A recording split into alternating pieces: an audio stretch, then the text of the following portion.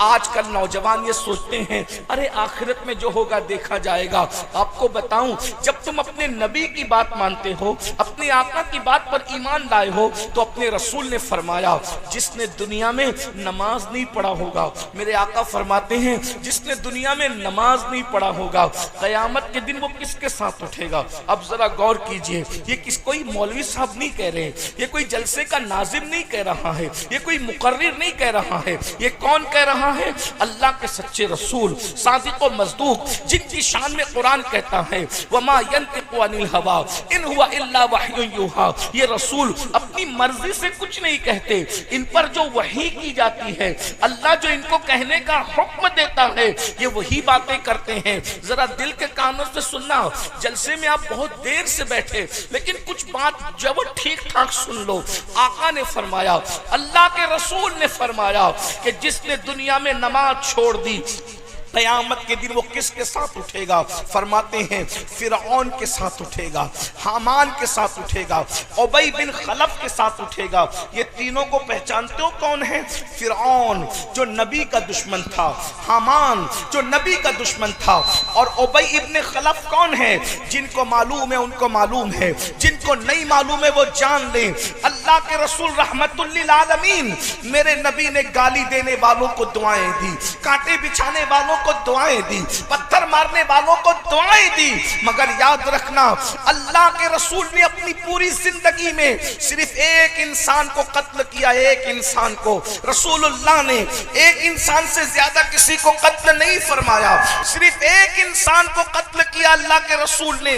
अल्लाह अकबर। और फरमाया गया दुनिया का सबसे बदतरीन इंसान वो है जो नबी को कत्ल करता है, या दुनिया का सबसे बदतरीन इंसान वो है जिसको नबी कत्ल करता है। मुझे बताओ, रहमतुल लिल आलमीन ने जिसको कत्ल किया है उसको उबई इब्न खलफ कहते हैं। अब बताओ, जिसको रसूलुल्लाह कत्ल करे वो जन्नत में जाएगा कि जहन्नम में जाएगा? तुम्हारा अकीदा क्या है वो बताओ, बताइए जरा, बताओ, जवाब दो। जिसको नबी ने कत्ल किया, रहमतुल लिल आलमीन ने कत्ल किया, अल्लाह के महबूब ने कत्ल किया, वो जन्नत में जाएगा कि जहन्नम में जाएगा? बोलो यकीनन जहन्नम में जाएगा। और आका क्या फरमा रहे हैं? जिसको रसूलुल्लाह ने अपने हाथों से कत्ल किया है, उबई इब्न खलफ, जो नमाज नहीं पढ़ेगा वो उसी के साथ उठेगा।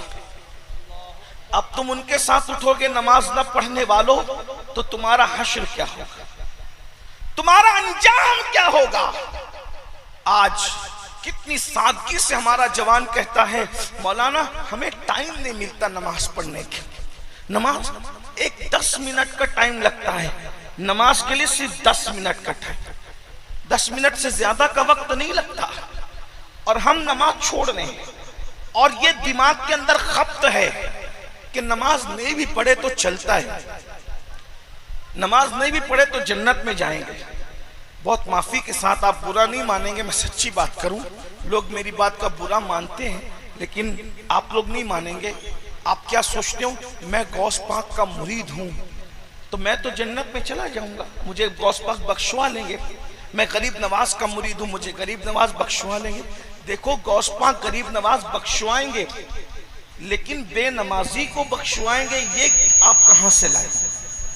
आप मुझे ये बताइए, आप मुझे ये पहली बात तो बेनमाजी गौस पाक का मुरीद हो सकता है, ये बताइए। अल्लाह अल्लाह क्या अल्लाह। बेनमाजी, भाई बेनमाजी मौलाना का तो मुरीद हो सकता है, लेकिन बेनमाजी गौसे पाक का मुरीद नहीं हो सकता। अल्लाह अल्लाह। ये जो दिमाग में खपता है ना कि हम नमाज नहीं भी पढ़ेंगे तो जन्नत में जाएंगे, ये झूठ है। ये शैतान ने तुम्हारी फिक्र को अगवा किया है, तुम शैतान के हाथों कठपुतली बने हो। तुम्हें पता है सरकार गौसे आजम का ये कौल कितना मशहूर है कि हुजूर गौसे पाक फरमाते हैं अगर बेनमाजी मर जाए उसे मुसलमानों के कब्रिस्तान में दफन मत करो। तो जो गौसे पाक बेनमाजी को मुसलमानों के कब्रिस्तान में कबूल नहीं करते, वो गौसे पाक बेनमाजी को अपने सिलसिले में कैसे कबूल करेंगे? अल्लाह अकबर। 3-3 घंटे 5-5 घंटे जलसों में बैठने वालों, क्या तुम अल्लाह के लिए 10 मिनट का टाइम निकाल सकते हो? मौलाना के लिए 3 घंटे का टाइम निकाला, मौला के लिए 10 मिनट का टाइम निकाला, दोस्तों के लिए इतना वक्त निकाला, क्या अल्लाह के लिए भी आपने टाइम निकाला, बोलो रोजी अल्लाह दे रहा है, रिस्क अल्लाह दे रहा है, इज्जत अल्लाह दे रहा है, सेहत अल्लाह दे रहा है, सब कुछ अल्लाह दे रहा है। नमाज नहीं पढ़ते तो फिर अल्लाह अल्लाह है। याद रखना, बेनमाजी को इतनी दर्दनाक सजा। बैठ जाओ भैया, थोड़ी देर बैठ। मैं नजराना लेने से घमंड नहीं कर रहा हूं, लेकिन नजराने से ज्यादा कीमती गुफ्तगू सुन लो, इससे बड़े मेरे लिए कोई नजराना नहीं है। और अल्लाह करे आप सुनकर आप असल इस्लाम समझ जाओ तो मैं समझता हूं कि मेरा आना कामयाब। यूं ही मेरे पास वक्त नहीं रहता, मैं जल्दी तारीख आप लोग को दे नहीं पाता। अब आ गए हैं, मिल गए हैं, आप भी बैठे, हम भी बैठे, तो थोड़ी देर बैठ करके सुन लो। एक भाई ने अभी बताया को कह रहे थे हम लखनऊ से आए, ऐसे दूर दूर से आए हो तो सुकून से सुन लो। मैं देखिए, नजर लेना हमारे बुजुर्गों की सुन्नत है, देना भी सुन्नत है, लेकिन जो नजर लेने से घमंड करता है, बुजुर्गों ने फरमाया एक दिन अल्लाह उस पर ऐसा लाएगा कि वो मांगेगा तो भी लोग उसको नहीं देंगे। तो मैं घमंड नहीं कर रहा हूँ, मैं सिर्फ ये चाहता हूँ कि मेरी बात आप सुकून से सुन लो। आप एक एक उठ के आओगे, नजराना ला कर दोगे तो तवज्जो बटेगी। मैं लोगों से कहता हूँ कि मैं तकरीर याद करके नहीं आता हूँ, जैसा माहौल बनाते हो वैसा अल्लाह जो बुलवाता है वो बोल देते हैं।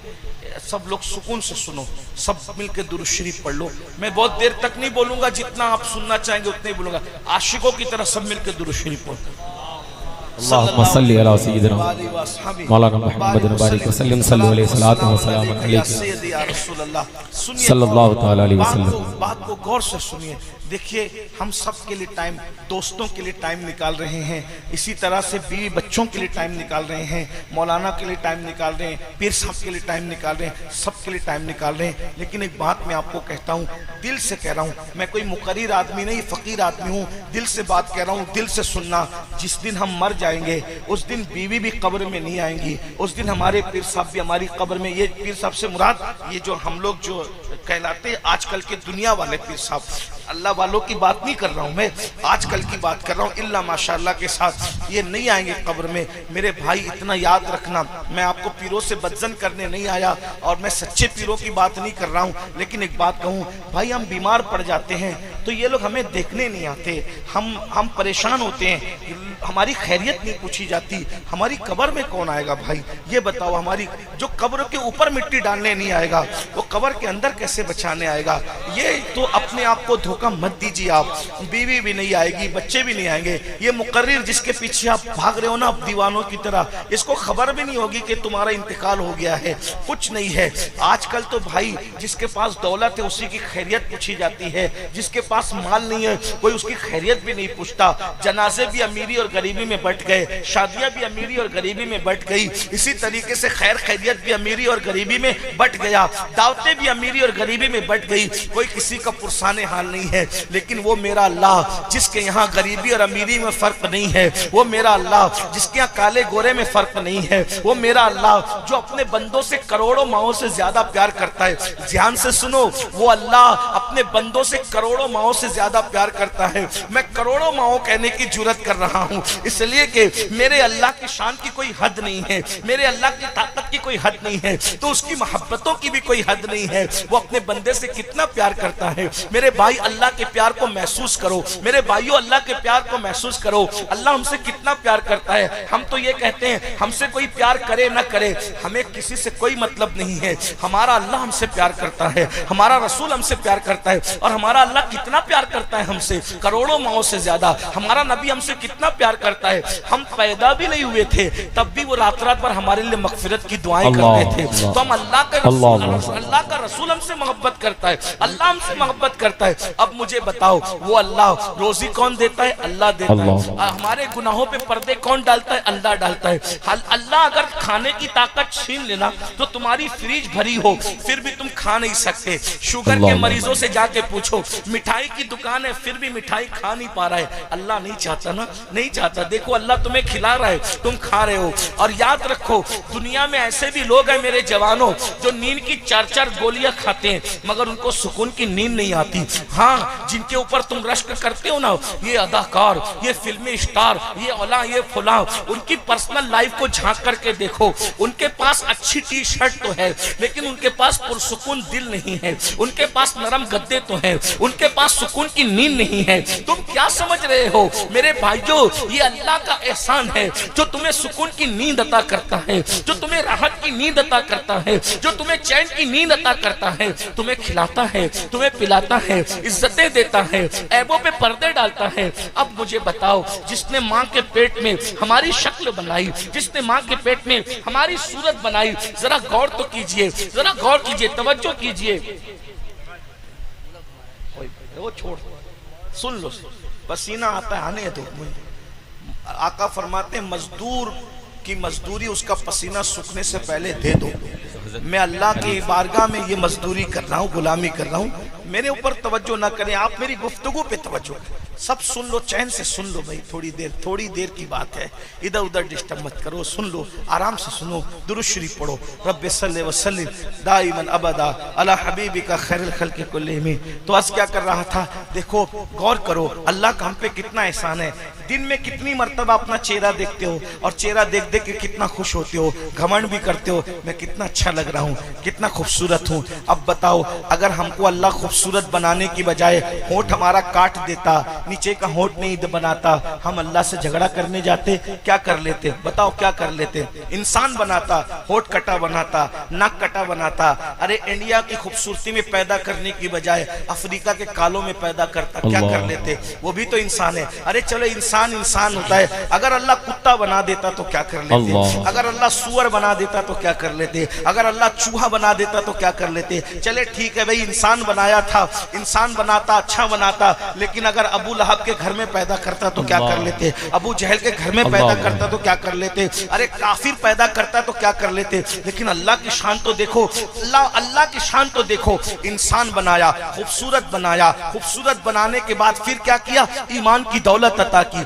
ईमान की दौलत भी दी तो मूसा का उम्मती नहीं बनाया, ईसा का उम्मती नहीं बनाया, दाऊद का उम्मती नहीं बनाया, यूसुफ का उम्मती नहीं बनाया। किसका उम्मती बनाया? अपने महबूब का उम्मती बनाया है। वो लोग अपनी मगफिरत की फिक्र खुद करते, तवज्जो, और अंबिया किराम के उम्मती अपनी मगफिरत की फिक्र खुद करते हैं, और हम वो हैं, हमारी मगफिरत की फिक्र मुस्तफा जान रहमत करते हैं। देखो कितना एहसान है, कितना इनाम है मेरे अल्लाह का, कितना इनाम है मेरे अल्लाह का। उसके बाद जरा गौर करें, हमारे दो चार गलतियां हमारी अम्मी को पता हो तो हमारी अम्मी हमारे भैया को बताती है, हमारे अब्बा को बताती है। हमारी करोड़ों गलतियां मेरे अल्लाह को मालूम है, लेकिन अल्लाह किसी पे जाहिर नहीं होने देता, वो किसी का ऐब नहीं खोलता। मेरे भाइयों, बहुत देर होशियार न बनो, बुखराती न करो। अगर अल्लाह ऐबों पे पर्दे न डाले, हम यहाँ बैठने के काबिल न रहे, तुम वहां बैठने के काबिल न रहो। यह उसका करम है कि वो हमारे ऐबों पे पर्दे डालते रहता है और हमें इज्जत अता करते रहता है। वरना याद रखो, अपनी अमाल का जायजा लो, हम मुंह दिखाने के काबिल नहीं हैं। अगर हमारे गुनाह हमारे बच्चों को पता चल जाए, बच्ची अब्बा कहना छोड़ दे, बीवी को पता चल जाए, बीवी रिश्ता तोड़ दे, माशरे को पता चल जाए, माशरे में कोई हमें अपने करीब ना बिठाए, लेकिन वो अल्लाह है, सब कुछ मालूम है, सब कुछ जानता है, पर्दे डालता है, किसी को पता चलने नहीं देता, किसी को इल्म नहीं होने देता। अब बताओ, ऐसा एहसान करने वाला अल्लाह फिर उसके बाद माँ के पेट में भी बनाया।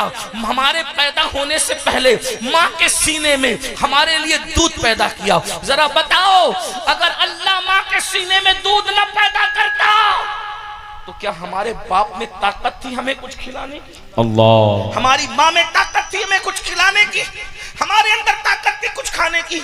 वो अल्लाह जिसने सब दिया, उस अल्लाह के लिए 10 मिनट का टाइम नहीं निकाल? अल्लाह। उस हमसे बड़ा गद्दार और एहसान फरामोश कौन है? जिसने सब कुछ दिया, उसके लिए 10 मिनट। जो 6000 की नौकरी देता है, उसके आगे हाथ बांध के खड़े रहते हो, जी सेठ जी, जी सेठ जी से, है ना? जो 6000 की नौकरी, अब वो जिसने नौकरी दी है ना, उसको भी अल्लाह ही ने तौफीक दी है तुम्हें नौकरी दे। अगर अल्लाह तौफीक छीन ले तो कोई तुम्हें नौकरी न दे। हैं, दे दे नौकरी, नहीं दे, ना नौकरी मिले, ना बीवी मिले, ना छोकरी मिले, कुछ ना मिले, ना गिज़ा मिले, ना कुछ मिले, ये अल्लाह की तौफीकात है, अल्लाह ने असबाब बनाए, फिर भी उस अल्लाह के लिए टाइम नहीं निकालते, उस अल्लाह के लिए फिर अल्लाह नाराज होता है। अब याद रखना, जब तुम अल्लाह का हक अदा नहीं करते, जब तुम अल्लाह का हक अदा नहीं करते, नमाज के लिए टाइम नहीं निकालते, इबादत के लिए वक्त नहीं निकालते, फिर अल्लाह नाराज होता है। और जब नाराज होता है तो फिर वो क्या करता है, अजाब देने का फैसला करता है। और फिर अल्लाह के रसूल सल्लल्लाहु अलैहि वसल्लम फरमाते हैं कि अल्लाह रब्बुल इज्जत सबसे ज्यादा मौत के वक्त अगर किसी को तकलीफ देता है, मरते वक्त सबसे ज्यादा अगर किसी को तकलीफ होती है तो बेनमाजी को होती है। नमाज छोड़ने वालों, नमाजों को तर्क करने वालों, अब जरा दिल के कानों से सुनो अपने नबी का फरमान, अपने सच्चे नबी का फरमान। मेरे और तुम्हारे आका फरमाते हैं, भाइयों मरना है, मौत तो बरहक है। कुरान कहता है, ऐनमा तकूनु युद्रिकुमुल मौत वलौ कुंतुम फी बुरूजिन मुशय्यदा, अगर तुम मजबूत किले में जाकर के छुप जाओगे तो भी तुम्हें मौत आकर के रहेगी। अल्लाह अकबर। मेरे और तुम्हारे आका सच्चे नबी सादिक व मस्दूक मुस्तफ़ा जाने रहमत सल्लल्लाहु अलैहि वसल्लम फरमाते हैं कि जब बेनमाजी मरता है तो अल्लाह उस पर इतनी प्यास मुसल्लत करता है, अल्लाह उस पर इतनी प्यास मुसल्लत करता है कि अगर 7 समुंदरों का पानी भी उसके मुंह में उंडेल दिया जाए तो भी उसकी प्यास को कोई बुझा नहीं सकता। जरा गौर कीजिए, 7 समुंदरों की प्यास मुसल्लत की गई। मेरी बहनें भी यहाँ मौजूद हैं, मैं अपनी माँ और बहनों की भी तवज्जो चाहता हूँ। मेरी बहनों, तुम्हें भी मरना है, तुम्हें भी मौत आना है। कब तक अपने शौहर की दौलत पर घमंड करती रहोगी? कब तक अपने बाप के कच्चे कपड़ों पे इतराती रहोगी? कब तक अपने जेवरात पर जो है फूले ना समाती रहोगी? जिस दिन मौत आएगी मेरी बहनों, उंगली में से जो है वो अंगूठी भी उतार ली जाएगी, कपड़े भी निकाल लिए जाएंगे। कोई ले गए अपने साथ जो हम ले जाएंगे? नहीं, कुछ नहीं ले जाओगे, सिर्फ अमाल लेकर जाओगे। जो माल कब्र में नहीं जाएगा उस पर इतना घमंड कर रहे हो, और जो अमाल कब्र में जाने वाले हैं उसके लिए कोई तैयारी नहीं की। अरे हमने जेवरात जमा किए, कोई जेवर ले गया, कपड़े जमा किए, कोई कपड़े ले गया, कफन। अल्लाह अकबर। सोचो तो सही, बुजुर्गों ने फरमाया, कितने लोग हैं दुनिया में जिनका कफन मार्केट में आ चुका है, कितने लोग हैं दुनिया में जिनका कफन मार्केट में आ चुका है और वो गफलत की जिंदगी गुजार रहे हैं। अल्लाह अकबर। मेरे भाइयों, मेरे जवानों, आखिरत की तैयारी कर लो, वरना अल्लाह का वो दर्दनाक अज़ाब कुरान कहता है, इन्ना बत्शा रब्बिका लशदीद, तेरे रब की पकड़ बड़ी सख्त है, अल्लाह का अज़ाब बड़ा दर्दनाक है। इन्ना अज़ाब रब्बिका लवाक़ि मा लहू मिन दाफ़े, तेरे रब का अज़ाब वाक़े होकर रहेगा। और जब अल्लाह अज़ाब नाजिल करने का फैसला कर ले, दुनिया की कोई ताकत नहीं बचा सकती।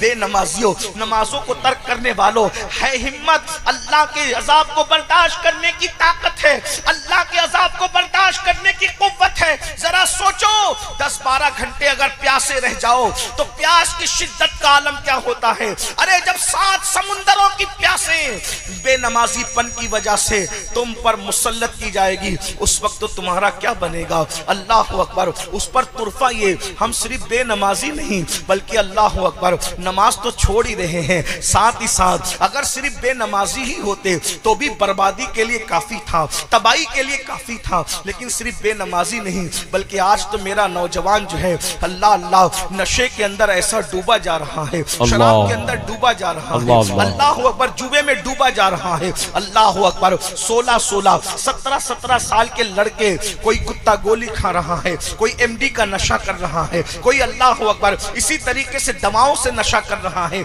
और ये सब कुछ फिल्मों में देख रहे हैं और फिल्मों में देखकर, सीरियलों में देखकर उनकी नकल कर रहे हैं। याद रखना, बहुत बड़े मुफक्किर ने कहा था, रील और रियल के अंदर फर्क है। हमारी जिंदगी रील नहीं है, हमारी जिंदगी रियल है। उनमें और हम में फर्क ये है, फिल्म के स्टार में और हम में फर्क ये है, वो रील में है, हम रियल में है। वो नकल करते हैं, वो अदाकारियां करते हैं, हम अदाकारियां नहीं करते। हमारे मजहब के अंदर अल्लाह अकबर, मेरे भाइयों, ये अपने मजहब का तकद्दुस तकद्दुस है। फरमाया गया ऐसा खाना मत खाओ जो तुम्हें सुस्त कर दे, ऐसा खाना मत खाओ जो तुम्हें सुस्त कर दे। तो जो खाना सुस्त कर दे, जब वो खाने की इजाजत नहीं, ऐसा मशरूब जो सुस्त कर दे, जब वो पीने की इजाजत नहीं, बतौर तकवा या बतौर एहतियात अंदाजा फरमाए तो जो नशा ला दे उसके इस्तेमाल की इजाजत कैसे हो सकती है? आपको पता है अल्लाह के रसूल सल्लल्लाहु अलैहि वसल्लम ने कभी मैदे की रोटी इस्तेमाल नहीं की, क्योंकि मैदा इंसान को सुस्त कर देता है। अल्लाह के रसूल जब अपनी कौम को सुस्ती में नहीं देख सकते तो अपनी कौम को नशे में कैसे देख सकते हैं? आप जानते हैं ये नशा मुस्लिम माशरे में क्यों प्रमोट किया जा रहा है? मैं दोनों नुकसान बताता हूं, नशा का दुनियावी नुकसान, नशा का आखिरत का नुकसान, और अपनी बात खत्म करता हूं। याद रखना ये नशा क्यों प्रमोट किया जा रहा है। आप तहकीक कर लो, मुस्लिम मोहल्ले टारगेट पर है। मुस्लिम मोहल्लों के अंदर बाज़ाब्ता तौर पर एजेंट छोड़े जाते हैं कि जाओ मुसलमानों के खूबसूरत बच्चों को टारगेट करो, मुसलमानों के पढ़ने लिखने वाले ज़हीन बच्चों को टारगेट करो, मुसलमानों के मालदारों के बच्चों को टारगेट करो, मुसलमानों के मेहनत कश मजदूरों के बच्चों को टारगेट करो। क्यों ये है? जानते हो दुनिया को आपके टैलेंट से बहुत ज्यादा खौफ और खतरा है। वो उन्हें जानते हैं कि ये जवान, अल्लाह अकबर, बिलखुसूस हिंदुस्तान में 60% जवान है। पूरी दुनिया में सबसे ज्यादा जवान हिंदुस्तान में है। और हिंदुस्तान के जवानों, तुम्हारी खूबसूरती पे रहम आता है, तुम्हारी खूबसूरती और जवानी पे तरस आता है। खुदा के लिए, अरे फिल्मों को अपने लिए आइडियल बनाने वालों, कभी आपने अली अकबर की जवानी को भी अपने लिए आइडियल बनाना, कभी हजरत कासिम की जवानी को भी आइडियल बनाना, कभी इमाम हसन की जवानी को भी आइडियल बनाना। सोचो तो सही, ये साजिश क्यों रची जा रही है? जानते हो, ये जानते हैं, इस्लाम दुश्मन ताकतें जानती है, जिस दिन तुम तिजारत करोगे तुम्हारी टक्कर कोई नहीं ले सकता, दुनिया तुम्हारी गुलामी करेगी। तो कह रहे हैं इन्हें नशे का लत पढ़ा दो, इन्हें नशे का आदी बना दो, ताकि ये तिजारत न कर सके, बेहोश होकर के पड़े रहें, ये तिजारत न कर सके। ये जानते हैं जिस दिन तुम तालीम हासिल करोगे कोई तुम्हारा मुकाबला नहीं कर सकेगा। कर पाया कोई अब्दुल कलाम का मुकाबला? बताओ, कर पाया कोई? इतनी ताकत हिंदुस्तान को किसने दी? अब्दुल कलाम ने दी। बल्कि मैं तो ये कहता हूँ, हिंदुस्तान बनाने से लेकर हिंदुस्तान बसाने तक, हिंदुस्तान बसाने से लेकर हिंदुस्तान सजाने तक, हिंदुस्तान सजाने से लेकर आजाद कराने तक, आजाद कराने से लेकर इतनी ताकत अता करने तक सफे अव्वल में कौन खड़ा है देख लो। अगर आपको बताऊं ताजमहल किसने बनाया? कलमा पढ़ने वाले ने। लाल किला बना के किसने सजाया? कलमा पढ़ने वाले ने। इसी तरीके से हिंदुस्तान के अंदर इतनी खूबसूरत आबादियों का तस्वुर किसने दिया? इस मुल्क के अंदर गुलाब नहीं थे, गुलाब लाने वाले तुम हो, चमेली लाने वाले तुम हो, फूल लाने वाले तुम हो, यानी गार्डन सजाने वाले तुम हो। तुम्हारे आने से पहले ये तस्वुर नहीं था, वरना तहकीक कर लो। अल्लाह अकबर। उसके बाद सजाया तो तुमने है, सोने की चिड़िया भी तुमने बनाया था। तुम्हें अपनी तारीख नहीं पता। अंग्रेजों के हिंदुस्तान आने से पहले एक एक बंगाल का, कलकत्ता का ताजिर इतना मालदार था, एक मुसलमान ताजिर के पास इतनी दौलत थी कि उतनी दौलत शाही खजाने में, बरतानिया के शाही खजाने में नहीं थी। तुम इतने मालदार थे। कब तक? जब तक तुम नशा नहीं करते थे। कब तक? जब तक तुम शराब नहीं पीते थे। कब तक? जब तक तुम जुआ नहीं खेलते थे। कब तक? जब तक तुम उलमा से दूर नहीं थे। कब तक? जब तक तुम औलिया से दूर नहीं थे। तुम्हें पता है ये किलों को किसने बनाया? ज्यादातर दूसरों ने भी बनाया, इनकार नहीं, ज्यादातर कलमा पढ़ने वालों ने बनाया। उसके बाद अंग्रेजों के खिलाफ 1857 में किसने तकरीर की और जिहाद का फतवा दिया? वो भी तो कलमा पढ़ने वाला था, जिसे दुनिया फजल खैराबादी कहती है। आप देख रहे हैं अंडमान के जजीरों में जिनको फांसियां दी गई वो सब कलमा पढ़ने वाले थे। रंगून के अंदर जिसकी कब्र बनी वो कलमा पढ़ने वाला था। हिंदुस्तान को इतनी ताकत देने वाला अब्दुल कलाम कलमा पढ़ने वाला था। आप कहां हो? आपके अपने टैलेंट को की आपको अहमियत नहीं है। वो दुनिया जानती है।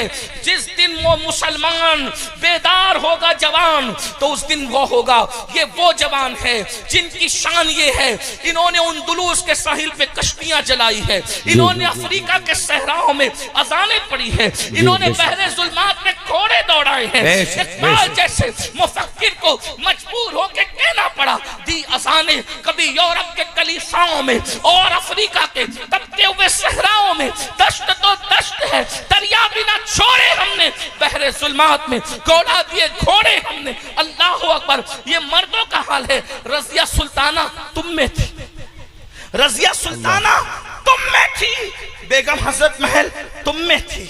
आप क्या समझ रहे हैं? दुनिया यूं ही तुम्हें नशे का आदी नहीं बना देना चाहती।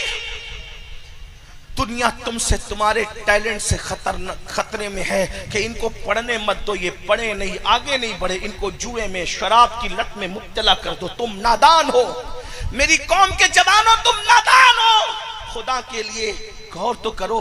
तुम नशा करोगे तो नशे से कौन रोकेगा? एक तो नशे का नुकसान ये है, दुनिया का नुकसान, जो नशा करते हैं इंस्टॉलमेंट पर, किस्तों में वो मौत के करीब होते हैं।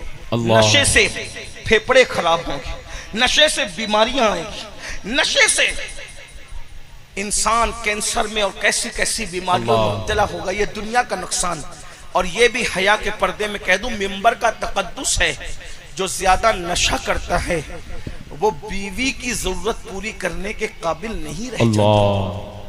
फिर नतीजा क्या होता है? अगर शरीफ है तो बिस्तर पर सिसकियां लेकर रात गुजारती है, और जरा भी बेबाक है तो किसी और के हत्थे चढ़ जाती है। अल्लाह। ये बुराइयां नशे की वजह से है। नशा करने वाला धुत पड़ा रहेगा, कमाएगा नहीं। जब कमाएगा नहीं तो बच्चों की स्कूल की फीस कौन भरेगा? माँ बाप का सहारा कौन बनेगा? खिलाएगा कौन? जब गुर्बत की चक्की में पिसोगे तो कहा गया, अल्लाह के रसूल की हदीस है, गुर्बत कभी कभी इंसान को कुफ्र तक ले जाती है। अल्लाह। और आखिरत का जो नुकसान है वो ये है कि जो नशा करता है, जब वो मरेगा तो उसकी जबान पे कलमे तैयबा जारी नहीं होगा। अल्लाह अल्लाह अल्लाह। हजरत जुनैद बगदादी फरमाते, सुन लो हजरत जुनैद बगदादी का कौल, फरमाते मेरे पड़ोस में मेरा दोस्त रहता था, उसको लाखों हदीसें याद थी। जब उसके मौत का वक्त करीब आया, मरने का वक्त करीब आया, तो मैं उसके सराहने गया कि पड़ोसी है, दोस्त है और बड़ लाखों हदीसों का आलिम है। लेकिन जब मैं उसके करीब गया तो मैं बोल रहा था, कलमा पढ़ो कलमा पढ़ो। उसने कहा मैं कलमा नहीं पढ़ता, जाओ यहाँ से। और उसने कलमे का इनकार कर दिया। हजरत जुनैद बगदादी कहते हैं, मैं रोता रहा, या अल्लाह, मेरा दोस्त इतना बड़ा आलिम, लाखों हदीसों का मुहद्दिस, जिसने याद करके रखी थी, वो काफिर होके कैसे मरा। मैं दुआ करता रहा, ए अल्लाह मुझे दिखा कि वो कैसे काफिर हुआ, मरते मरते कैसे काफिर हुआ, मरते मरते कैसे काफिर हुआ। पता है जब वो ख्वाब में नजर आया तो देखा कि जहन्नम के अजाब के अंदर मुब्तला है। हजरत जुनैद बगदादी ने कहा, अल्लाह की कसम दे के पूछता हूँ, बता कि तू काफिर होके कैसे मरा। तो कहा, जुनैद सुनो, ये राज मैं तुम्हें बताता हूं, मैंने किसी को नहीं बताया। और तुमने दुआ की अल्लाह से, तो अल्लाह ने मुझे हुक्म दिया कि मैं तुम्हें बताऊं। दरअसल मैं बहुत बड़ा आलिम था, बगदाद का मुहद्दिस था, बहुत बड़ा मुहद्दिस था। मुझे एक ऐसी बीमारी हो गई थी जिसका इलाज किसी डॉक्टर के पास नहीं था, किसी हकीम के पास नहीं था। तो मैं एक ईसाई हकीम के पास गया। उसने कहा, देख तेरी बीमारी का इलाज तो नहीं होगा, अलबत्ता तू अगर साल में एक मर्तबा शराब का प्याला बतौर दवा पिएगा तो तेरी बीमारी रुक जाएगी। शिफा तो नहीं होगा लेकिन तेरी बीमारी रुक जाएगी, तेरी बीमारी कंट्रोल में आ जाएगी। तो मैं हर साल एक शराब का पूरा प्याला बीमारी से बचने की नीयत से पी लिया करता था। शराब का एक प्याला साल में एक मर्तबा मैंने बीमारी से बचने के लिए पिया, तो मरते वक्त मेरा ईमान चला गया। ऐ मेरी कौम के जवानों, बताओ, जो बीमारी के लिए बीमारी की नीयत से शराब पिए, मरते मरते वो काफिर हो रहा है। जो रत जगहों में शराब पिए, जो खुशी के मौके पे शराब पिए, जो पिकनिक पे शराब पिए, जो मोहल्लों में नशा करे, बताओ उनका खात्मा ईमान पर कैसे होगा। बल्कि सुनो सुनो, अल्लाह के सच्चे रसूल सादिक व मसदूक तुम्हारे मेरे रसूल ने फरमाया, ऐ इब्ने मसूद, मेरी उम्मत के कुछ लोग होंगे जो मरेंगे तो अच्छे भले मरेंगे, लेकिन जब कयामत के दिन वो अपनी अपनी कब्रों से उठेंगे तो या तो उनका चेहरा सूअर की तरह होगा, या तो उनका चेहरा बंदर की तरह होगा। अब्दुल्ला इब्ने मसूद कहते हैं या रसूल अल्लाह, जो अपनी कब्रों से उठेंगे उनका चेहरा सूअर और बंदर की तरह होगा। क्या वो कलमा नहीं पढ़ते होंगे? क्या वो कुरान को अल्लाह की किताब नहीं मानते होंगे? क्या वो आपको अल्लाह का रसूल नहीं मानते होंगे? मेरे आका फरमाते इब्ने मसूद, वो मोहम्मद को अल्लाह का रसूल भी मानेंगे, कुरान को अल्लाह की किताब भी मानेंगे, वो कलमा भी पढ़ते होंगे। फिर भी जब वो अपनी कब्रों से उठेंगे तो उनकी कब्रों से उठते वक्त उनके चेहरे सूअर और बंदर की तरह होंगे। वो सूअर और बंदर की शक्ल लेकर क़यामत के दिन उठेंगे। तो इब्ने मसूद ने कहा या रसूल अल्लाह, उनका गुनाह क्या होगा? मेरे आका फरमाते हैं उनके 2 गुनाह होंगे। उनके 2 गुनाह होंगे। नंबर 1, वो शराब का नाम बदल बदल कर पिएंगे। अल्लाह, शराब का नाम बदल बदल कर पिएंगे। बदल दिया ना शराब का नाम, एमडी रख दिया, नशे का अलग अलग नाम रख दिया, ये नाम वो नाम वो नाम वो नाम। मेरे नबी ने 1450 साल पहले फरमा दिया था, गैबदा नबी ने, क्या वो शराब का नाम बदल बदल कर पिएंगे। वो गाने कसरत के साथ सुनेंगे, म्यूजिक कसरत के साथ सुनेंगे, जिनमें ये 2 गुनाह होंगे। जब वो अपनी कब्रों से उठेंगे, या तो उनकी शक्ल सूअर की तरह होगी या तो उनकी शक्ल बंदर की तरह होगी। किसने कहा? जिस नबी का कलमा पढ़ते उसने कहा, जिस रसूल का कलमा पढ़ते उसने कहा, जिसकी बात पर काफिर भी कहते हैं कि ये नबी झूठ नहीं बोलते, ये सादिक और अमीन है। अब बताओ, अगर चेहरे पे फुंसी निकल आए तो शादियों में नहीं जाते, अगर चेहरे पे सफेद दाग निकल आए तो मुंह पे मास्क रख करके घूमते हो। अल्लाह अकबर, चेहरे पे हवा लग जाए तो मुंह पे रुमाल रख करके घूमते हो। ऐसा ही है ना, अगर ऐसे ऐब हो जाएं तो लोगों के सामने नहीं जाते। ऐ मेरी कौम के जवानों, हम तुम्हें कैसे बेदार करें, हम तुम्हें कैसे संवारें, हम तुम्हारे दिल में बात कैसे उतारें? अरे चेहरे पे फुंसी हो जाए तो अपने जैसे इंसानों के सामने नहीं जाते। सूअर का मुंह लेकर अल्लाह की बारगाह में कैसे जाओगे? बंदर की शक्ल लेकर अल्लाह की बारगाह में कैसे जाओगे? सूअर और बंदर की शक्ल लेकर रसूलुल्लाह को क्या मुंह दिखाओगे? खुदा के लिए ये नशा क्या है? इसमें कोई फायदा है? कोई फायदा नहीं है। निकलो नशे से। कुछ जवान कहते हैं हजरत नशा इतना डिफिकल्ट है कि हम नशा छोड़ ही नहीं सकते। एक बात कहूं मेरे अजीज, जब हम माँ का दूध छोड़ सकते हैं, इतनी लजीज चीज माँ का दूध छोड़ सकते हैं, तो फिर नशा नहीं छोड़ सकते? एक बात और कहूं, देखिए एक बात आपसे कहता हूं, सच्ची सच्ची बात कहना। कुछ कह सकते हैं माँ का दूध तो बचपने में छुड़ा लिया गया। एक बंदा है, उसको मिठाई बहुत पसंद है, बहुत पसंद है मिठाई, ये मिठाई वो मिठाई वो मिठाई वो मिठाई बहुत पसंद है। अचानक डॉक्टर ने कहा देखो हाजी साहब, आपको हो गई है शुगर, शुगर आपकी 300 350 पहुंच गई। अब अगर आप मिठाई खाओगे ना किडनी फेल हो जाओगी, मिठाई खाओगे ना हार्ट पे असर पड़ेगा, मिठाई खाओगे ना तो फालेज भी हो सकता है, इसलिए मिठाई नहीं खाना, आम नहीं खाना, मीठा नहीं खाना। मुझे बताओ, जिसको अब तक मीठा पसंद था, 40 साल 35 साल 50 60 साल जिसने दबा कर मीठा खाया, 1 मिनट में मिठाई छोड़ता है कि नहीं छोड़ता? सच बोलना, सच। डॉक्टर के कहने पे मिठाई, मेरे भाई जान बचाने के लिए डॉक्टर के कहने पे मिठाई छोड़ देते हो तो ईमान बचाने के लिए नबी के कहने पे नशा क्यों नहीं छोड़ सकते? बोलो, अरे डॉक्टर जो कह रहा है जरूरी है कि सच भी हो?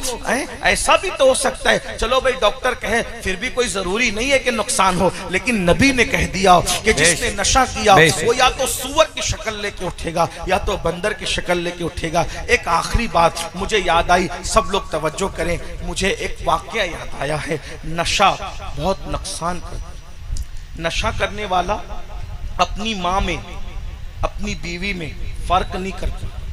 अल्लाह। नशा करने वाला पड़ोसन में और अपनी बेटी में फर्क नहीं करता। अल्लाह। छोड़ दो जो बच्चे नशा करते। अब मैं तो आपको कहता हूं सिगरेट भी छोड़, सिगरेट भी छोड़, तंबाकू भी छोड़, गुटखे भी छोड़, सब छोड़। नहीं खाना है, तय कर लो नहीं खाना। मैं अभी पिछले हफ्ता बाबा ताजुद्दीन के उर्स में गया था। जी जी, हजारों लोग। मैंने एक जुमला कहा, बोलो सब तौबा करते हो कि नहीं? पूरा मजमा हाथ उठा के स्टेज से लेके नीचे तक सब ने तौबा की और माशाल्लाह उसका इतना अच्छा रिजल्ट। और मैं जहां गया लोगों को कहा, लोगों ने मेरी बात पे अमल किया। एक बात मैं कहता हूं, फायदा किसका है? अपना फायदा। अगर आप सिगरेट पियोगे ना आपका बच्चा एमडी इस्तेमाल करे, आप सिगरेट पियोगे, आपका बच्चा हुक्का पिएगा। अगर अपने बच्चों को बचाना है, आपको अपने नफ्स पे कंट्रोल करना पड़ेगा। अच्छा, मैं एक बात कहता हूं, चलो सिगरेट जो आप पी रहे हो, बीड़ी पी रहे हो, सिगरेट पी रहे हो, ये अपनी दौलत को जो आग लगा करके धुएं में उड़ा रहे हो, कभी तुमने सोचा कि मुसलमानों की सैकड़ों बेटियां हैं जो सिग्नलों पर भीख मांगती है बुर्का पहन कर। अल्लाह, अगर मैं इतनी रकम सिगरेट की उठा करके किसी बेवा की गोद में डाल दूंगा तो दिन भर का उसका खर्चा ना निकल जाएगा? बहुत अच्छा पैगाम, बहुत अच्छा। बताइए ना। मैं तो लोगों को यह भी मना करता हूं कि भाई मेरे लिए इतने महंगे फूल ना लाया, मेरी रूह बेचैन होती है इतने महंगे महंगे फूल देख के। लोग मजाक भी उड़ाते हैं कि ये कैसा आदमी है कि दूसरे लोग चाहते हैं कि उनके ऊपर फूल डाले जाए, ये मना करता है। मैंने कहा हम हकीकत वाले लोग हैं, हम ढकोसले वाले लोग हैं, ये फूल मेरी इज्जत में कोई इजाफा नहीं कर सकते। आपने ये इतना महंगा फूल लाए, इतना महंगा, देखिए कितना महंगा। मैं समझता हूं कि 5,000 से कम का नहीं होगा। कितने का? 5,000 से कम का नहीं होगा ये। और अगर और कम कर दूं तो चले 2,000 का पकड़ लें। मैंने उसको 1 मिनट भी नहीं पहना, मैं पहन भी नहीं सकता इतना, 10 किलो का वजन का कितनी देर पहनूंगा? 1 मिनट में मैंने उतार दिया। आपसे पूछता हूं, मुझे बताओ, 1 घंटे की तकरीर के लिए जिस सैयद को आपने बुलाया, 2,000 का हार उसके गले में आधे मिनट के लिए डाल दिया, क्या तुम अपनी मस्जिद के इमाम के बच्चे की स्कूल की फीस भरने के लिए भी इतने सीरियस हो? अगर ये 2,000 तुमने बचा लिए होते तो तुम अपने मोहल्ले की मस्जिद के इमाम के बच्चे की स्कूल की फीस भर सकते थे 1 महीने की। इससे मुझे क्या फायदा हुआ? अगर आपको मुझे फूल ही पहनाना था, एक गुलाब दे देते। इस तरह के करोड़ों फूल मेरे अंदर कोई तरक्की नहीं जगा सकते। इज्जत और जिल्लत मेरे अल्लाह के हाथ में है। न फूलों से इज्जत बढ़ती है, न गालियों से इज्जत घटती है। जो पिया को भाए अख्तर वो सुहाना राग है, जिससे ना खुश है पिया वो रागनी अच्छी नहीं। बेशक बेशक। उस इमाम बुखारी का बुखारा भी मुखालिफ था, समरकंद भी मुखालिफ था। बुखारा जाते थे तो वो बाइकाट करते थे, समरकंद जाते थे वो बाइकाट करते थे। तुम्हें पता है जिसकी खत्म बुखारी के नाम पर तुम हर साल जलसा करते हो, वो बुखारी समरकंद जाते थे तो वहां बाइकाट, बुखारा जाते थे पूरा जमाना बाइकाट हो गया।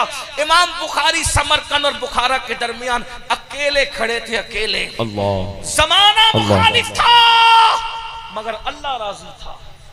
बेशक बेशक। तवज्जो करना, जमाना मुखालिफ था, अल्लाह राजी था।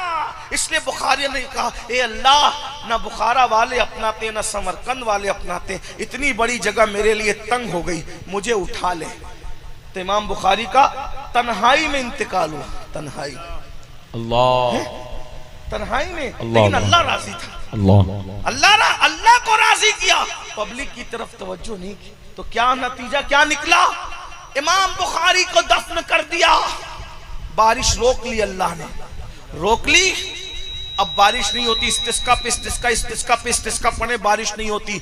एक मजजूब ने कहा, जब तक बुखारी के वसीले से उसके मजार पे जाके दुआ नहीं करोगे, बारान रहमत का नुज़ूल नहीं होगा। अल्लाह, बेशक बेशक। मुखालिफत और बाइकाट करने वाले और फतवा लगाने वालों को अल्लाह ने मजबूर किया बुखारी की कब्र पर आने पे, और सब आए और वहां आकर के दुआ की। तब लोगों को पता चला जिसको हम क्या क्या समझ रहे थे वो तो अल्लाह की बारगाह में मकबूल था। ये फूल मकबूल नहीं बनाते, ये कपड़े मकबूल नहीं बनाते, ये अमामे के पेच मकबूल नहीं बनाते। अत्तक़वा हाँ होना, दिल का तकवा अल्लाह की बारगाह में मकबूल। बेशक बेशक। हम सबकी परवाह करें। तो मेरी गुजारिश है, शादियों के खर्चे पे कंट्रोल करो, जी, जलसों के खर्चे पे कंट्रोल करो, अपने खर्चे पे वरना अल्लाह क़यामत के दिन पूछेगा, अल्लाह क़यामत के दिन पूछेगा, मेरी बंदियां मुर्तद हो रही थी और तू सिगरेट और हुक्के में पैसे खर्च कर रहा था। मेरी बंदियां मेरा दीन हम छोड़ करके गुर्बत की वजह से जा रही थी और तुम लोग 5-5 हजार के फूल आधे आधे मिनट के लिए पहन के मजहबी अय्याशियां कर रहे थे। अल्लाह आपको जिसको पिनाना है पिनाओ, तुम जानो वो जानो, मुझे नहीं पिना, मेरे लिए नहीं करना। और अगर करना चाहते हो तो ये 2-2, 3-3 हजार अपने मोहल्ले के इमाम के हाथ में रखो, तो तुम्हारे भी साले सवाब के लिए, मेरे भी साले सवाब। किसी गरीब की झोली में डालो, अपने पैसों की कद्र करो, पैसे बचाओ। किसी भाई ने भी लाया था, किसी ने, वो मोमिन तो था, मुसलमान तो था, है? उसकी रकम किसी गरीब, क्या आपके क्या नाम है गांव का आपका? है? क्या इचौली में आज कोई ऐसा बंदा नहीं था जो भूखा सोया हो? मुसलमान हो या हिंदू हो या सिख हो या ईसाई हो, कोई हो यार, क्या इचौली में कोई गुर्बत की वजह से भूखा नहीं सोया होगा? तो कोई अल्लाह का एक बंदा इचौली में भूखा सोता है और उसी इचौली के अंदर मैं 5,000 का फूल आधे आधे मिनट के लिए पहनता हूं, तो अल्लाह मुझसे नहीं पूछेगा? हम तो सूफिया के गुलाम है मेरे भाई। जब लंगर सब खा लेते थे और महबूब इलाही के सामने आखिरी में खाना आता था, तो महबूब इलाही खाना देखते थे और खादिम का चेहरा देखते थे और कहते थे मैं कैसे खा लूं, हो सकता है कि जमुना के किनारे कोई खारिश ज़दा कुत्ता भूखा पड़ा होगा। अल्लाह क़यामत के दिन पूछेगा, मोहम्मद अहमद और निजामुद्दीन, एक कुत्ता भूखा था और तू पेट भर के खा रहा था, तो मैं अल्लाह को क्या जवाब दूं? ये दीन है। अल्लाह, तुमने दीन नहीं सीखा। सिगरेट पीने वालों, अपनी दौलत को अपने हाथों से आग लगाने वालों, नशा करने वालों, अपनी जवानियों को अपने हाथों से आग लगाने वालों, खुदा के लिए रहम कर लो, अपने आप पे रहम कर लो।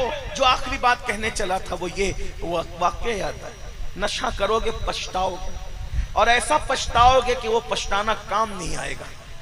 किताबों में लिखा है, किताबों में लिखा है, दर्द दिल के साथ सुन ले मेरे वो नौजवान जो नशे की तरफ जा। हमारे मजहब ने तो नशे वालों के साथ बैठने से ही मना किया, बल्कि पता चल जाए कि कोई नशा करता है उसको समझाओ, नहीं मानता है ना, उसको अपनी महफिल में जगह भी मत दो। अल्लाह के रसूल फरमाते हैं जो नशेड़ी को अपनी महफिल में जगह देगा, अल्लाह क़यामत के दिन उसको अंधा उठाएगा, अल्लाह क़यामत के दिन उसको अंधा उठाएगा। और जो लोग नशे का कारोबार करते हैं, अल्लाह करे उन तक मेरी आवाज पहुंचे। मौत बेचने वाले, मौत के सौदागरों, तुम कभी सोचा किसी के हाथ में एमडी और नशा की पुड़िया थमाते वक्त कि तुम किसी के जवान बेटे को मौत के मुंह में ढकेल रहे हो? इसकी जगह तुम्हारा बेटा होता तो तुम इसी तरह उसको मौत के गड़े में ढकेलते? और सुनो, अल्लाह के रसूल ने फरमाया, कमा तदीन तुदान, तुम जैसा करोगे तुम्हारे साथ वैसा ही होगा। दुश्मनों के नशेमन पे बिजलियां गिराने वालों, दुश्मनों के नशेमन को उजाड़ने वालों, दुश्मनों के जवान बच्चों को नशे में मुब्तला करके मौत के घाट उतारने वालों, अगर तुम किसी का घर वीरान करोगे, किसी बूढ़ी माँ की गोद उजाड़ोगे, किसी के घर में अंधेरा करोगे, तो तुम्हारे घर में भी कभी उजाला नहीं रह जाएगा। इसलिए अगर तुम मुसलमान हो और नशे का धंधा करते हो, शराब बेचते हो, एमडी बेचते हो, नशे की चीजें बेचते हो, तौबा कर लो, तौबा। दौलत ही सब कुछ नहीं है। अरे हलाल कमाने वाले अपने साथ कुछ नहीं ले जाते, हराम कमाने वालों तुम क्या ले जाओगे? जिसने आदि से ज्यादा दुनिया फतेह किया वो सिकंदर आजम दुनिया से खाली हाथ गया, तुम अपने साथ क्या ले जाओगे? और नौजवानों से कहता हूं, हम सिर्फ अपने लिए पैदा नहीं हुए, सितारों के आगे जहां और भी है, अभी इश्क के इम्तिहान और भी है। तू शाही है, परवाज है काम तेरा, तेरे सामने आसमां और भी है। तुम खुद बेदारी पैदा करो, नशा नहीं होगा। तालीमी बेदारी पैदा करो, छोटे छोटे बच्चों को मोटिवेट करो। पढ़ना है, कुछ बनना है, मुल्क का मुस्तकबिल बनना है, कौम का मुस्तकबिल बनना है, किसी पे बोझ नहीं बनना है, लोगों की जरूरत बनना है। हमारा हर जवान बेटा बेटी ग्रेजुएट से कम ना हो, इतने इल्म पे मेहनत करो, खूब मेहनत करो। तो मैं अर्ज कर रहा था, वो वाकया जल्दी से पढ़ के बात पूरी करूं, काफी देर हो गई। मैं भी मुख्तसरी गुफ्तगू करना चाहता था लेकिन जज्बाती हो गया। आखिरी वाकया सुन ले, नशे का नुकसान। इस वाकये को लिखा है अल्लामा इब्नुल जौज़ी ने अपनी किताब में, और उसको मैं अपने अल्फाज के जामे में बयान कर रहा हूँ। हज़रत सैयदुना मालिकुद्दीनार फरमाते हैं, मालिक इब्न दीनार, कि मैं हज को गया। जब हज को गया तो मैंने क्या देखा कि पूरा हरम खचाखच भरा हुआ है। तकरीबन 5 लाख लोग हज के लिए आए हुए हैं। मैंने अल्लाह से दुआ की, अल्लाह 5 लाख लोग हज को आए, मैं खुद भी हज को आया, मौला किसका हज तूने कबूल किया वो भी मुझे बता दे, जिसका रद्द किया वो भी मुझे बता दे। मैं ये दुआ करके मिना में आकर के आंख बंद की और सोया हुआ था। ऐसे में मैंने क्या देखा कि कोई कहने वाला कह रहा है कि ए मालिक, हमने मोहम्मद इब्ने हारून नाम का एक बल्खी हाजी है, बल्ख का हाजी है, उस बल्खी हाजी का हज रद्द कर दिया है, और तुम उठो और उठ करके जाओ और जाकर उस जवान को बताओ, उस शख्स को बताओ कि हमने उसका हज रद्द कर दिया। तुम उसको जाकर बताओ हमने उसका हज रद्द कर दिया। अब जवानों ध्यान से सुनना, मालिक बिन दीनार उठे और उठने के बाद मिना के अंदर जो खैमे अलग अलग लगे हुए थे तो उन लोगों से पूछने लगे, बल्ख के जो हाजी थे, ए बल्खी हाजियों, तुम में मोहम्मद इब्ने हारून कौन है? तो उस वक़्त बल्ख के हाजियों ने कहा, आप कौन है और आप मोहम्मद इब्ने हारून को कैसे जानते हैं? तो कहा कि मैं मालिकुद्दीनार हूँ, मैं बगदाद से आया हूँ हज करने के लिए। अच्छा, इतने बड़े वली मालिकुद्दीनार, और आप इब्ने हारून को क्यों पूछ रहे हैं? आपको पता है इब्ने हारून क्या है? कहा क्या, इब्ने हारून क्या है? कहा हमारे पूरे बल्ख में सबसे बड़ा मुत्तकी और परहेजगार और पारसा इंसान को इब्ने हारून कहते हैं। कहा अच्छा। अब दिल में सोचने लगे, या अल्लाह, तू कहता है रद्द कर दिया, तू कहता है इब्ने हारून का हज रद्द कर दिया, और ये पब्लिक कह रही है कि उससे बड़ा मुत्तकी पूरे बल्ख में कोई नहीं। इससे याद रखना मुसलमानों, पब्लिक के तारीफ करने पे फूलना मत। पता नहीं अल्लाह के निगाह में हमारा क्या मर्तबा है। दुनिया तो रहमतुल्लाह अलैह कहेगी, अगर अल्लाह लानतुल्लाह कह दे तो क्या होगा? अल्लाह गौर तो करे ना, फिर अल्लाह अल्लाह है ना, उसकी नजर में अच्छे बनो। हम दुनिया की नजर में अच्छे बन रहे हैं। अल्लाह के बंदो गौर करो, इब्ने हारून की कितनी तारीफ कर रहे थे बल्ख वाले, बड़ा नेक, बड़ा नेक, बड़ा नेक, और अल्लाह कह रहा है ख्वाब में मालिक को मैंने हजरत कर, जाके बता। तो मालिकुद्दीनार होशियार अल्लाह वाले थे, उन्होंने कहा ये मिलेगा कहाँ? बोले ये ऐसे खेमों में नहीं रुकता, हर साल हज को आता है, हर साल हज को आता है, ऐसे खेमों में नहीं रुकता। अच्छा, फिर कहाँ रुकता है? वो खुले आसमान के नीचे चिलचिलाती धूप में रुकता है, और वो रोजे से रहता है, साल भर रोजा रखता है, रोजे रोजा, नफिल रोजा, पैदल हज करता है। अच्छा, अब हजरत मालिकुद्दीनार सोच रहे अल्लाह का हुक्म कुछ है, पब्लिक कुछ कह रही है, चलो चलते हैं। जब उसको ढूंढते ढूंढते पहुंचे तो क्या देखा, एक बंदा है, उसका एक हाथ कटा हुआ है, और दूसरे हाथ से उसने अपने पैर को बांध कर जंजीर हाथ में ली है, और आसमान की तरफ आंख उठाकर कहता है, अल्लाह मुझे माफ कर दे, अल्लाह मुझे माफ कर, अल्लाह मुझे माफ कर, बख्श दे। रो रहा है, रोते रोते उसकी दाढ़ी आंसुओं से तर हो गई है, अल्लाह मुझे माफ कर दे, अल्लाह मुझे माफ कर दे।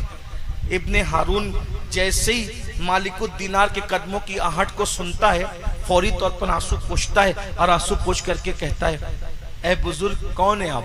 आपने सलाम किया, वालेकुम, कौन है आप? मैं मालिकुद्दीनार हूँ। अच्छा, कोई ख्वाब देख कर आए हो मेरे पास? अल्लाह अल्लाह, कोई ख्वाब देख कर आए हो मेरे पास? हजरत मालिक ने सोचा, अरे ये तो इतना पहुंचा हुआ है कि मेरा ख्वाब भी जानता है। ख्वाब देख के? जी ख्वाब देखा है, यही ख्वाब देखा है ना कि मैंने इब्ने हारून का हज रद्द कर दिया, जाके उसको बता दो, यही देख कर आए? हाँ यही देखा। तो ये तो ख्वाब भी जानता है, ख्वाब का मजमून भी जानता है। कहा ए अल्लाह वाले, तू मेरे ख्वाब को और ख्वाब का मजमून भी जानता है, अल्लाह ने तेरा हज रद्द कर दिया, कैसे रद्द कर दिया? कहा मैं अल्लाह वाला नहीं, मैं पापी हूँ।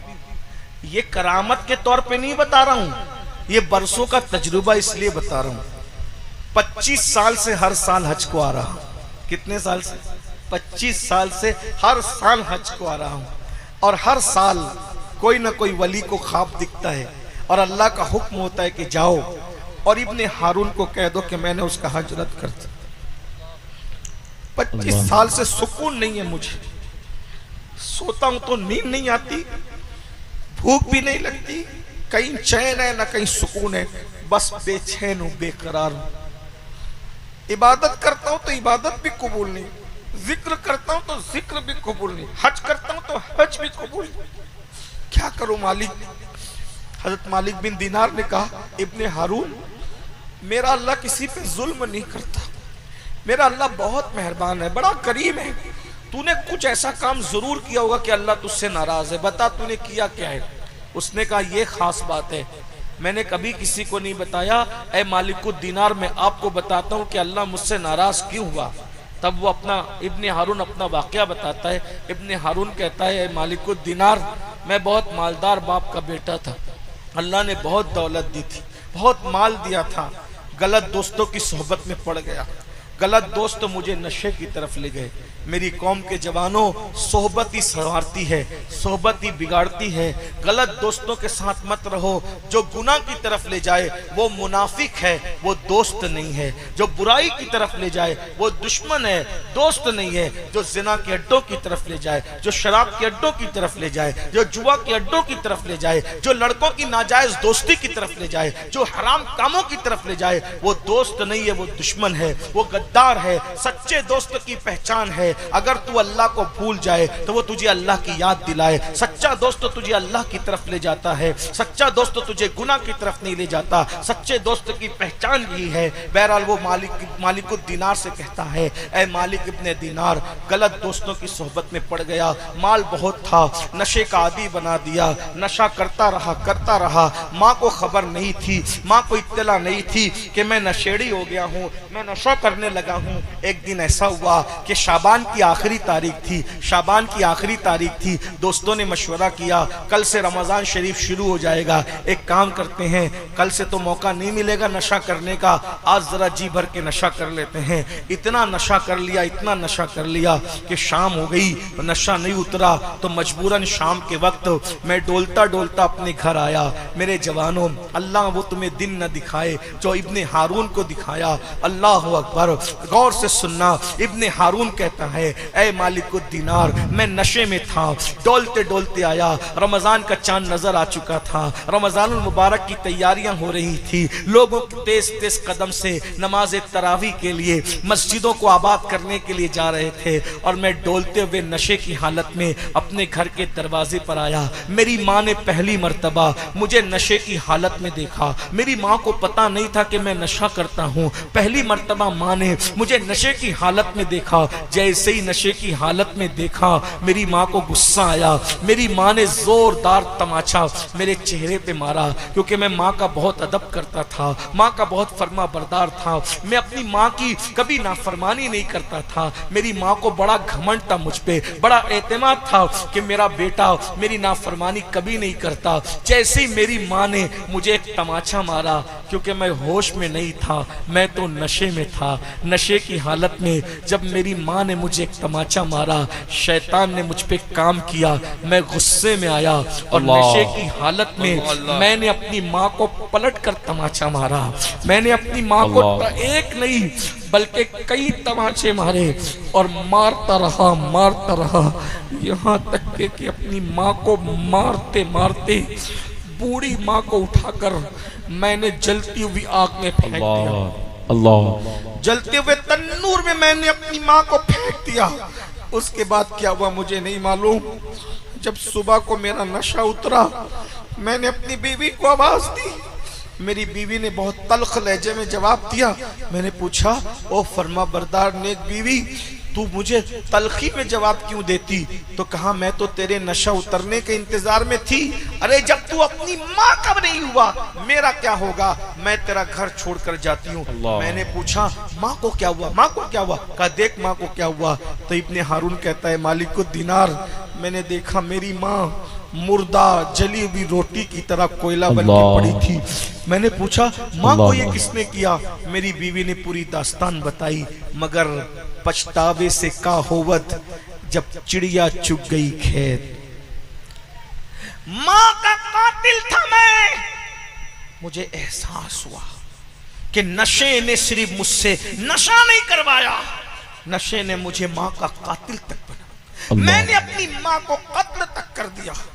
ऐ नशा करने वाले मेरी कौम के जवानों, हो सकता है कि तुम भी अपने बाप के कातिल बन जाओ, तुम भी अपनी माँ के कातिल बन जाओ। अरे उसने तो चूल्हे की आग में माँ को फेंक करके जला दिया, तुम तो अपने माँ बाप को दुखों की आग में जला रहे हो, टेंशन की आग में जला रहे हो, बेचैनी की आग में जला रहे हो। जाके पूछो अपनी उन माँओं से जो तुम्हें नशे की हालत में देखकर कितना बेचैन होती है, बेकरार होती है, तड़पती है, रातों को सो नहीं पाती, सिसकियां लेकर के करवटें बदल बदल कर अल्लाह से दुआ करती, अल्लाह मेरे बच्चे को संवार दे, मेरे बच्चे को संवार दे। वो बाप के दिल से पूछो, अल्लाह अकबर, जिसने तुम्हें इतनी उम्मीदों से पाला था कि तुम जवान हो जाओगे, बाप का सहारा बनोगे, लेकिन नशे की वजह से तुमने अपने बाप को भीख मांगने पे मजबूर किया, बुढ़ापे में मजदूरी करने पे मजबूर किया। अल्लाह को जवाब क्या दोगे? दुनिया भी तबाह कर रहे हो, आखिरत भी बर्बाद कर रहे हो। सुनो सुनो, मालिकुद दीनार कहते हैं, जब उसने बताया कि मेरी माँ को मैंने मुर्दा पाया तो मैंने कुल्हाड़ी ली और अपने उस हाथ को काट दिया कि जिस हाथ ने मेरी माँ को मारा, हाथ काट दिया, अपना महल बेच दिया, सब अल्लाह की राह में सदका कर दिया, गुलामों को आजाद कर दिया, अल्लाह की राह में सब खत्म कर दिया। अब एक मुट्ठी चना, उसी से सहरी करता हूँ, उसी से इफ्तार करता हूँ, रोजाना रोजा रखता हूँ। कोई घर नहीं है, हर साल पैदल हज को आता हूँ, ना नमाज कबूल हो रही है, ना रोजा कबूल हो रहा है, ना हज कबूल हो। तो हज़रत मालिकुद दीनार कहते हैं, जालिम बदबख्त, अल्लाह तुझे कभी माफ न करे, अल्लाह कभी तुझे माफ न करे। ये कहते हुए हज़रत मालिकुद दीनार पलट गए। मालिकुद दीनार कहते, जब मैं पलट रहा था तो पलटते हुए मैंने आवाज सुनी, ऐ गमों को खोलने वाले, मुझे माफ कर दे मेरे अल्लाह। जब मैं आया, खैमे में लेट गया तो ख्वाब में मुझे रसूलुल्लाह की ज़ियारत हुई। अल्लाह के रसूल ख्वाब में आए और आने के बाद कहा, ऐ मालिक, तूने उसको बद्दुआ क्यों दी? अर्ज़ की, या रसूलल्लाह, उसने कितना बड़ा जुर्म किया। आका फरमाते हैं, मैं बताऊं क़यामत में उसके साथ क्या होगा? क्या होगा? अल्लाह की अदालत में वो और उसकी माँ दोनों खड़े होंगे। अल्लाह फरमाएगा, तू नशा करता था, माँ का कातिल था, तू जहन्नम में जा। हजारों साल तक उसको जहन्नम में जलाया जाएगा, लेकिन एक दिन उसकी माँ जो जन्नत में चली गई थी, वो अल्लाह से पूछेगी फरिश्तों से, मौला मेरा इब्ने हारून तेरी जन्नत में नजर नहीं आता। तो फरिश्ते जवाब देंगे, उसने तुझे कत्ल किया, वो नशा करता था, इसलिए वो जहन्नम में जल रहा है हजारों साल से। तो माँ की ममता जन्नत में भी मचल जाएगी और माँ कहेगी, ए अल्लाह, क्या वो जन्नत में नहीं आ सकता? तो अल्लाह फरमाएगा, अगर तू माफ कर देगी तो मैं भी माफ कर दूंगा। तो उसकी माँ कहेगी, मौला तू गवाह रहना, मैंने अपने बच्चे को माफ कर दिया। तो वो माफ कर देगी तो अल्लाह भी माफ कर देगा। ये उसकी दास्तान बताई, लेकिन देखो उसने अपने आप को कैसे बर्बाद किया। मेरी कौम के जवानों, बहुत काम करना है, जिंदगी जीना है, अपने बच्चों की शादियां करना है, इज्जत के साथ जीना है। मालदार बनो, मजबूत बनो, अच्छे कारोबारी बनो, खूब कमाओ, अच्छे कपड़े पहनो, अच्छे मोबाइल इस्तेमाल करो, अच्छी सवारियों में घूमो, अच्छे मकानात बनाओ, ताकि कोई बंदा जो मुसलमान नहीं है वो हमें हकीर न समझे।